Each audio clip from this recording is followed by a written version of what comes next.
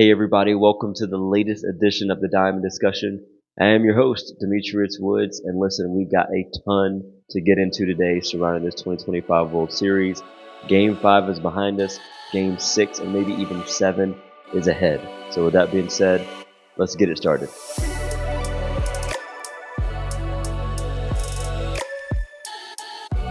All right, everybody, welcome again. Listen, man, this 2025 World Series has not disappointed at all. In my book, I know there are some Blue Jays fans out there, some Dodgers fans who are just kind of on pins and needles. But for me, when I don't have a dog in the fight, it gets that much more exhilarating to watch.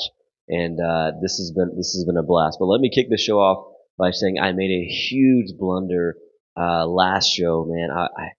I don't know where my brain was at the moment, but I was for sure, for whatever reason, the series was beginning in Los Angeles, and it in fact did not. Right, the series obviously started in Toronto. First two games, which we're about to cover right now, were in the great country of Canada. I had some of my Canadian friends reach out. They're like, "Well, Demetrius, what are you talking about, dude?" I'm like, "I don't know what I was talking about," so I apologize on that front. But games 1 and 2 in Toronto, 3, 4, and 5 have been in Los Angeles, and right now we got that day off as you guys are receiving this today on Thursday. And listen, man, this thing's going back to Toronto. I think historically speaking, the Major League Baseball season has never started and finished outside of the United States. The Dodgers and the Cubs started the season in Tokyo, Japan, and it's Dodgers Blue Jays right here wrapping it up in Toronto. So really cool history on that front. I think that's a testament to the expansion of the game and its global footprint, if you will, and the fact that, man, fans all over the world are tuning in to what a lot of people call America's pastime, but truly it's become a worldwide setup that people love, man. So it's really cool to be able to watch that. But let's get into games 1 and 2 right here. Listen, man, game 1 was an absolute shellacking on the part of the Toronto Blue Jays. They went down early, right, 2-0, and then they just unleashed, right, that Blue Jay offense. What you see and what you've seen, rather, day in and day out from the Blue Jays. You saw that in game 1 where they just passed the bat.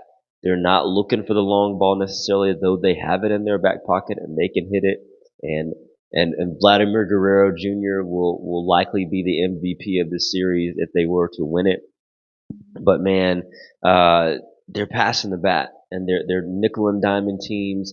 Extra base hit there. They're finding a way to get on. Pushing runners over, even if they're getting out.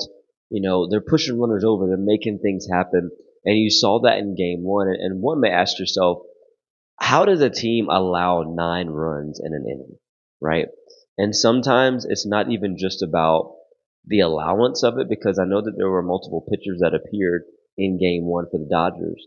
But when a team offensively is just, they've got it cooking, it's really difficult to it feels like the strike zone is like this small, right, for the pitching staff of the Dodgers in that moment. And for the Blue Jays, the ball's coming in, it looks like a beach ball. You know what I mean? Everybody's dialed in, and what you saw in that inning, they were attacking early in the count. So they understood right there, the Dodger pitching staff, they're trying to establish the strike zone early in the count, and they established it all right. They put it in the zone, and it left the zone just as fast, if not faster, off the bats of those Blue Jays players, man. So an 11-2 route to kick off the World Series, to open this thing up. And I know that had to be incredibly exciting for the fan base of the Blue Jays, man, to be able to watch that unfold and just get a feel good to kick this thing off. Because not that the Dodgers came in as the overwhelming favorite, but they were the favorite, right? They were the betting odds favorite. I think they were the favorite among a lot of people around the country. Whenever you see those maps, right, and they're like, everybody is rooting for Toronto except for the state of California, right? Well, usually that's an indication that Goliath is here, and Goliath in this sense are the Dodgers, and here comes David, of the Blue Jays, and we'll see who wins that David and Goliath battle going in, right? But if those who have not like seen the Blue Jays play this year much, or know much about Toronto and just that coaching staff as well, they're really no go the David rather, right? They've earned every right to be right where they are, and we'll see, man, if they're able to cap it off. Now, speaking of capping something off, I feel like Yamamoto for the Dodgers is he's not going to win the Cy Young this year, I don't believe, but I believe we owe him a great deal of credit in terms of the preparation that he's put together and just the execution on his part by leading the charge for this pitching staff. Blake Snell has been huge for the Dodgers up until the World Series. They've lost both of his starts, which was shocking to me. I expected him to bounce back in Game 5. We'll get to that here in just a second.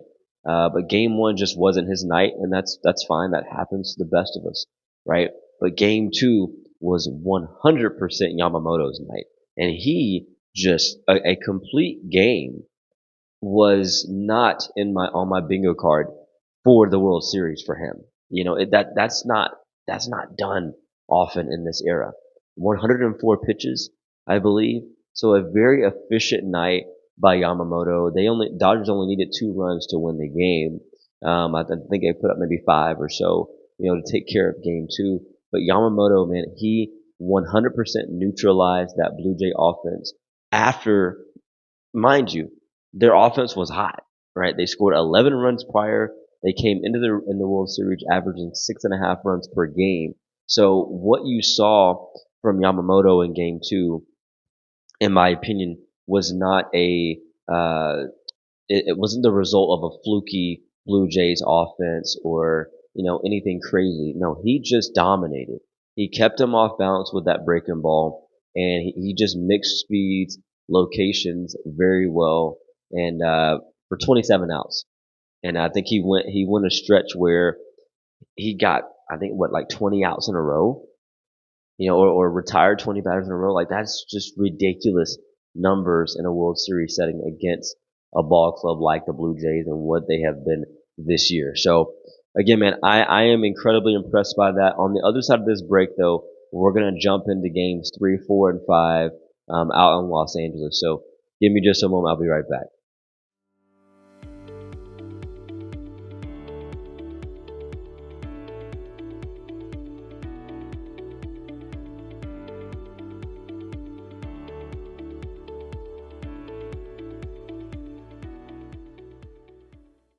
All right, guys, welcome back. As I just mentioned before the break, Los Angeles games 3, 4, and 5. They all had their own little flair. They took on an identity of their own. I don't.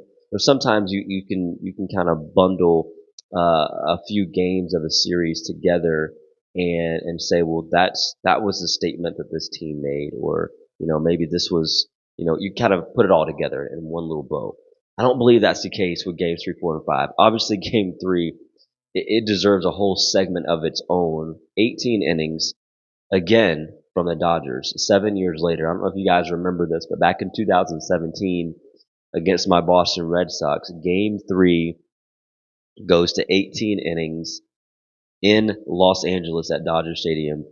Fun fact, Brad Paisley sang the national anthem that night as well. Okay, just a lot of similarities, and then you've got a Dodger walk-off home run in the bottom of the 18th, after just an incredible effort from both sides, from both ball clubs in both scenarios. Now, the caveat to that is kind of interesting that you're kind of seeing unfold here. Back in 2017, after the Red Sox lost that game, the Sox went on to win the series against the Dodgers. You have a scenario here. The Dodgers walk it off in game 3, and it ain't looking too good right now for the Dodgers. I'm not writing them off by any means. I think the thing can go 7. I think it will go 7. And I think it's anybody's game in game 7. But listen, man, that was just an epic game. Both game 3s back in I said 2017, I meant 2018. Both of those were just incredible moments. Um, but this one right here, man, you got to tip your hat to the bullpens of both ball clubs. I mean, you had 10 runs scored between the two teams in the first 7 innings, and then nothing, just crickets for 11 innings, basically, right? And it was a masterpiece put on by those bullpens. And by the way, specifically the Dodgers bullpen, but also the Blue Jays, they've caught some heat this season about their ability to execute and be able to receive that handoff from the starting pitching staff. And both bullpens came out and grinded. Okay, grinded. I don't. Maybe there's some regrettable moments, right, from the coaching staff of the Blue Jays in that game. But you could say the same thing about the Dodgers if had they lost the game, right?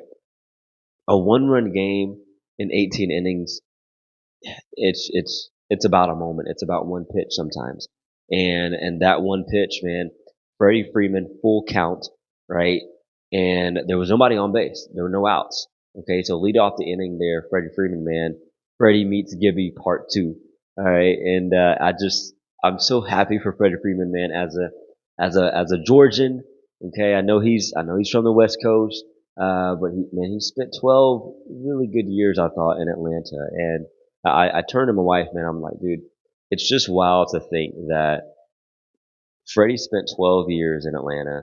He could very well win his third World Series, with the second being here with the Dodgers.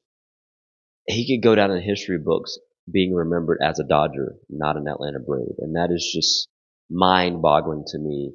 Having watched him for so long in Atlanta, but here we are, right, where he is certainly going. He's going to be a Hall of Famer, no doubt about that. But it's going to be in a Dodger uniform, and that's kind of crazy to think about. But Game 3, man, just epic proportions. I thought that the starters did well. Okay, they did well enough at least to keep their teams in the game, given the circumstances. Right, there were just a lot of blows thrown on both sides, and it went the Dodger way, and that's kind of how the the cookie crumbled that night. But listen, man, I feel like you take a blow like that if you're the Blue Jays, and you go, man, how in the world do we respond from this? And it wasn't even a question, right? Really for them. If you look at the way they came out in Game 4, they looked unfazed. There was obvious fatigue, there, and you saw it really not necessarily on the Blue Jay side of things in Game 4. You saw it on the side of the Dodgers, specifically in Shohei, right? Where the guy gets on base 9 times in Game 3. By the way, a Major League postseason record. I think that tied the record for times on base, in even in a regular season situation. But that set the record in the postseason. 9 times, drew 5 walks, with 4 of those being intentional in extra innings. I mean, talk about respect, right? You're like, hey, listen, I am not going to pitch to Shohei Ohtani. I'm going to take my chances with first ballot Hall of Famers in Mookie Betts and Freddie Freeman to come after him. What sense does that make, right? It makes a whole heck of a lot of sense, because if you're the Toronto Blue Jays staff going up against Shohei Ohtani, a guy who's dropped multiple bombs on you already in the game. He's hit extra base hit after extra base hit. I mean, just responsible for all kind of turmoil offensively. Uh, you owe it. You owe it to your team to say, hey, listen, we're gonna give this guy a pass, right, until we can. And so I thought that was very just the chess being played. And I said this at the onset of the series. There will be chess moves middle of the series, and you've seen it for certain. But listen, man, Game 4, the Dodgers wanted to go with their guy, and I thought that was the right decision in the moment to go with Shohei. He was responsible for 4 runs. He gave up 2 specifically when he was in, and then he came out. I think it was second and third, nobody out when he came out of the game, and the bullpen couldn't hold off there. So but that's a lot of runs. That's a lot of runs when your offense is hit or miss, and I think that's really To me, it was in game 4, it was more about the Dodger offense than anything else because the Dodger offense was not able to keep pace or provide any sense of stability and comfort, if you will, for their pitching staff. The Blue Jays put up a crooked number again, right? And that's not really shocking given the way that they've moved through the postseason this year. I expected them to do that, and I kind of expected them specifically to do that against Shohei Ohtani, being that he, has used the back half of this season to rehab starts and to kind of get going a little bit. And he looked well those first couple of innings. But again, man, fatigue is a real thing, and also it's a real thing to see a pitcher a second time in the game and even a third time, right? And so when you have those opportunities as an offense, if you're the Blue Jays, you have got to capitalize, and they did. They capitalized on that, and the Dodger offense did not in Game 4, and that was the biggest difference, in my opinion, in that setting. Now, taking us to Game 5 here before the break. Game 5, in my opinion here, first of all, a historic start, right? A historic start. You look at being able to say, hey, listen, you're Davis Schneider, you're Vladimir Guerrero Jr. Our job is obviously to, this series is tied right now. We want to start this game off well, maybe notch a base hit here or there. If we can score in the first inning, that would be huge. They said, hey, listen, we're going to hit the long ball, baby. We're going to hit the long ball. Them jokers, man, I think it was three pitches into the game. You've got back-to-back jacks. The first time ever a World Series has been started with back-to-back home runs. And of course, Vladimir Guerrero Jr. is involved. This guy has 8 home runs now, and in this postseason, and it's just incredible to watch. The same respect that the Blue Jay staff is having to give Shohei Ohtani, I think the Dodgers better say we need to probably do the same thing as this series is back in Toronto now for game 6 and 7. Do they consider walking the guy? Do they consider maybe not throwing him inside at all, right? Giving him the opportunity to get himself out, right? Because you cannot miss with Vladdy right now. This guy is one of the hottest. He has one of the hottest bats right now in the league. Him and Shohei, man, are going at it on a global stage. I think I saw it the other day. The average right now is about 12.5 million views here in the United States. But I think you can combine. I think it's almost 12 million when you combine the viewership out of Canada and Japan, and it has everything to do with obviously the Blue Jays and the Dodgers, but Vladdy and Shohei, and respect to Yamamoto as well. Like those guys are certainly, carrying on a global stage right now, and they are rising to the occasion. Incredibly cool to watch that for sure. Okay, so again, back to Game 5, man. The Blue Jays started this thing off on a heater, and they honestly just didn't look back. Blake Snell once again just wasn't himself. The Blake Snell that you'd seen throughout the postseason as that Game 1 starter, he wasn't that again in Game 5 here in the World Series, and the Blue Jays capitalized. They took advantage, and once again, the Dodgers offense, man, they have just been really stagnant here in Games 4 and 5, and so because of that, you're not going to be able to hang with the Blue Jays because you just have to know that the Blue Jays are going to figure out a way to put up a crooked number at least once or twice per game. And they did it.